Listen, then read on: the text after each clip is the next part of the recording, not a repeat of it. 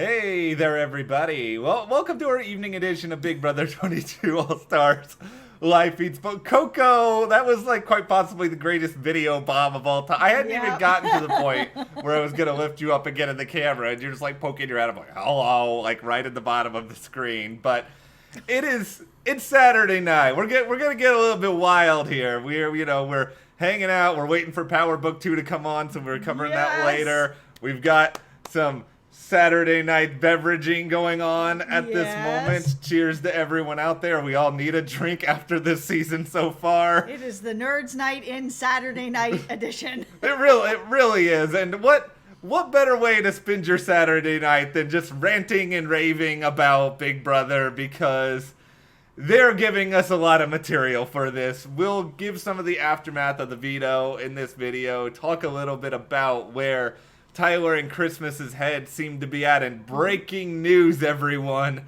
Cody and DANI are upset with each other. Oh, noes!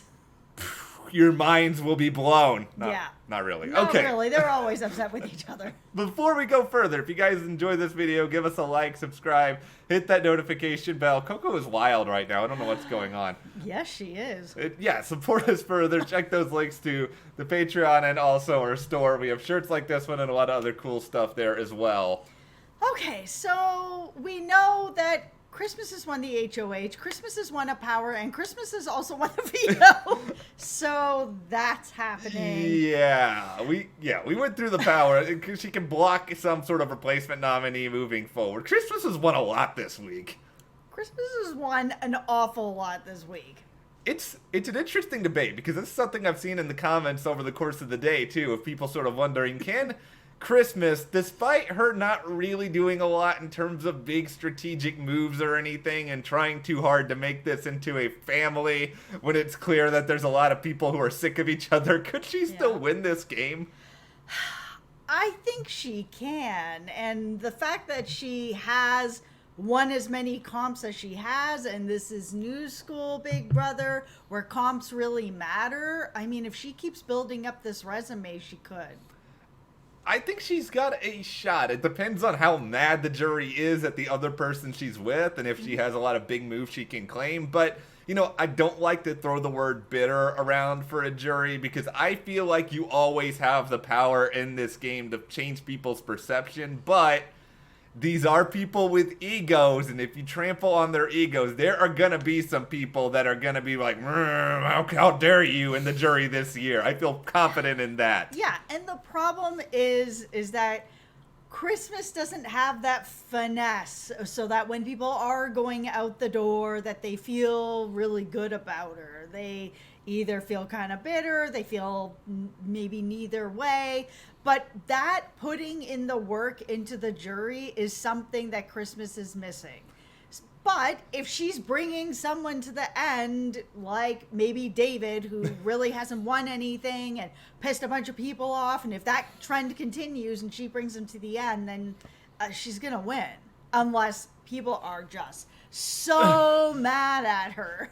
There are two people who I think legitimately qualify for the Who Award. Like, I feel like this should be like the Gin City Memorial Who Award, because David and Memphis, if you had told me they weren't even on the season anymore, like, I would probably believe you for a minute with how little I see them on feeds at this point. Yeah, no. They're doing nothing to do. Hey, we get to use this word twice in 2 days. They're doing squad douche. That's right. In the house right now. Yep. Okay, well, let's... And I kind of get it. I mean, Memphis, he hurt his back. David messed up so bad that his real only recourse is to do what he's doing right now, which is wait it out, let some other people mess up some stuff as well, which is happening, and then kind of ease back in. You know what David is doing? Cleaning. This man cleans more than I think any person who has ever been on Big Brother. Like, they should. I feel bad. That's the one thing I feel bad for. He's just cleaning up all these other people. Clean your own food, people. Don't leave it for David to do it. This is the Big Brother house. They're usually quite more messy than this. It's true. They're lucky they have David. It's true. Don't take advantage of David's cleaning Yes. skills. Okay, well, let's go into what Christmas is doing right now, because we've been kind of debating, all right, who is actually going to be evicted, presumably, because Da'Vonne and Bayleigh, there we go. They're both on the block. One of them is pending some sort of power being used, or Christmas having sudden change of heart, which seems unlikely based on Christmas being Christmas. Yeah, and it seems like that pre-jury battle back is still a fear in everybody's mind, which tells me and should tell CBS that they have used it too much, because now everyone is expecting it. And I know that it's the expect the unexpected, but at the same time, there are some things that you can expect every season, like an OTAV or the Zingbot or this HOH we just had. It happens every year. So we've had so many battle backs that at this point, I understand why the fear is there, but it's not happening. So they're afraid that Janelle may come back in. So some of the strategy that they're thinking about is if they send Bayleigh out, Bayleigh is good at comps and can beat her.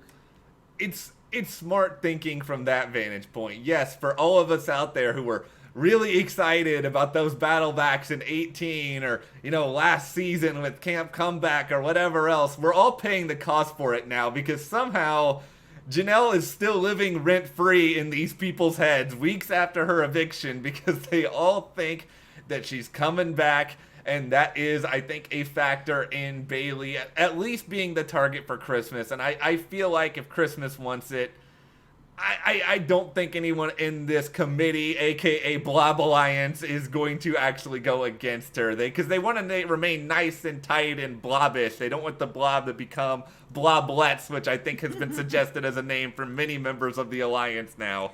Well, what was also very interesting is that Christmas went and told Tyler about DANI and Nicole approaching her about the Tyler, the lies, all of that type of stuff, which nobody is surprised about. But she didn't end up telling him that they were looking to backdoor him. Yeah, I guess it may be possible that Christmas didn't get that from those conversations, but I feel like she's got to be aware enough that she did. I think she did, and I think she's decided not to tell Tyler because she's sitting on that veto. If she tells Tyler that the two of them were looking to backdoor him this week, they're working together. So Tyler at that point would have enough influence, or should have enough, to use David's term, credit with her to say, listen, they have straight up asked you to backdoor me. I need you to do me this solid. Please put one of them up on the block. We'll put up DANI. We'll get her out, or Nicole. I don't care who, but that relationship is over and we're each other's number one. So get on that veto. And I don't think Christmas wants to make a move like that because she's already put up Bayleigh. She's already put up Da'Vonne. If she does something like that, then those two are still going to be pissed off at her. So then she's going to have somebody else pissed off at her. It's not good for Christmas. I agree, and I think this is actually one of the better strategic moves I've seen Christmas make on 2 seasons of Big Brother. And yeah, we have already stated earlier that we are upset at Christmas for plenty of other things over the past 48 hours, but I think this is pretty sound logic to me, because what Christmas wants more than anything else, and it's frustrating and it makes me want to lose whatever hair I have left, but she wants to be able to take this Blob Alliance as far as possible. She wants it. Yeah, I know I don't have much hair already as it is, but no, she just wants to keep that group together, and it's bad for her if they start going after each other right now, and so I think she is afraid of that for Tyler. She may not want to just have a lot of craziness. She probably just wants no real shenanigans, get out of this week okay, and I think also she probably doesn't want, in the event that Tyler goes and spreads that information around to other people, she doesn't want it to then come back on her, and then she loses trust in both DANI and Nicole's eyes. Yeah, I mean, she made a good move telling a little bit, but not everything. I mean, she still is continuing to build her credit with Tyler, but not completely burn the women. This brings us, though, to the interesting discussion of whether or not Tyler really wants Bayleigh out or not. Because we talked earlier about they have a pre-game relationship. I do think this matters. I think if Tyler is a deciding vote, or if he was in power, I don't know if he's going to want to be in a position to get rid of Bayleigh because of all of that.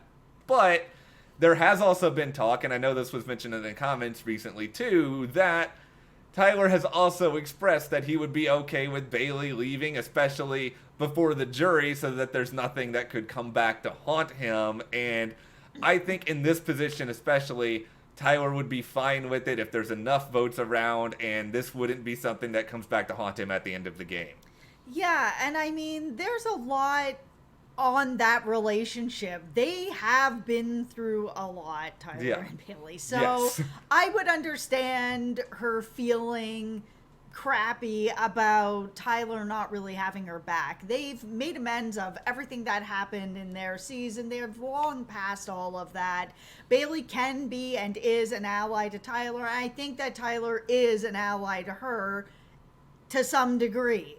I think if it does end up in a situation where he has to burn her and she knows about it, I don't know that he will, and I don't think he will. If it's somebody else that's going to burn her, that's where he's a little more okay with the situation. I think that those chips are all going to have to fall perfectly for Tyler to kind of get out of that, and for Bayleigh not be pissed off about it, because I would be kind of pissed off about it too. Bayleigh is smart. That's the thing I don't kind of get with all of this with Tyler, because yeah, she may go before the jury or anything else. She's still going to watch the show. She's still going to get receipts from people. Like, she's still going to know everything you've been doing and saying, which is basically you trying to pawn off as much responsibility onto everybody else for this. And yeah, saying you're kind of okay with it, you're still kind of complicit in the plan in the first place. Yeah, I mean, it won't end up as a jury vote, but it's still going to end up as a life vote. A lifeboat. That feels like something somebody on like a motivational tour would go around. If you want to hire us for your motivational tours, that's right. Matt and Jess's lifeboats. Wait, I can't. That you made up with that. I can't take any. Jess's lifeboat. No. Hey, Matt is here too. Matt is here too. I'll be like the subtitle. No. But all right. Well, here's other breaking news from the Tyler Christmas conversation. Christmas told him, and she's like, vault it, which, by the way, for Christmas lingo, she likes to use like either military terms or like vault it if it is something so secret that you can never speak on it again. All right. Vault it, everyone. Yep. The Tickle Monsters, which is that group of Christmas, Enzo, I don't even know if they've ever said this word Tickle Monster since they came up with it. They really don't need to. It's so creepy. She has told him that that's a thing.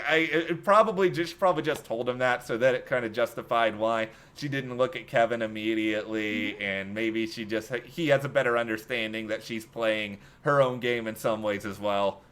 For sure. When I first sort of heard that she was doing this, I wasn't sure what the purpose of it was, but it kind of makes some sense.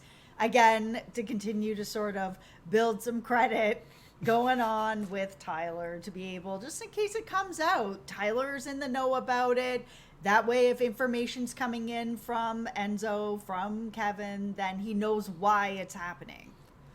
All right, it is time to get to that DANI Cody spat that everyone is just... I can sense you're all leaning forward at your screens right now with anticipation. Yeah, they have been irritating each other a lot for the past few weeks. Like a lot. Yeah, they are so dysfunctional. It's such a strange situation because it almost feels like this is all stemmed from, and this is just my theory, that Cody is, appreciative of DANI being one of his numbers. And then for DANI, it feels like Cody is her number one guy. Yeah. She tells him everything. She thinks that, then she in return is the number one woman for him in that game. And that's how it is. So then when Cody isn't sort of delivering on stuff, DANI's getting upset because she has these expectations that were never laid out by Cody. Yeah, it's like she is upset now that he hasn't stood up for her enough, or was there when her name was being thrown out enough, and that he was somehow complicit in a lot of it. And yeah, I think Cody has sort of indicated already that he is over DANI in a lot of ways, but he still has to try to smooth over that relationship in the moment when he can. I don't think DANI's gonna betray Cody anytime soon, because Cody is at least... He's not always the best in certain situations, but he's astute enough to know, okay, if this person's coming to me with a problem directly, I need to try to squash it. I'm not sure, because DANI is someone who will cut someone who's betraying her or she feels betrayed by. If this continues on and Cody doesn't find a way to smooth this out, DANI will cut him. There is a part of me that is interested in a DANI HOH just to see what happens. I'm not rooting for DANI, but... The thing is I think that Cody will find a way to smooth it over and then start to pull himself back in from being cranky Cody and, just move forward. Let's be clear. I do not want a DANI HOH next because I feel like it's just going to be, oh, here is either Bayleigh or Da'Vonne, and then here is Kevin, and that's... No, we don't need to go down this road. We're already on this road. Yep. All right, we'll conclude this video, but where do you think things are going tomorrow? Is there hope for something interesting? Do you still think there's a chance that Kevin could have a power? That Da'Vonne could... let us know. Da'Vonne have a power. If you guys do like this video, give us a like, subscribe, support us, check the links to the store, our Patreon, and we'll see you here next time.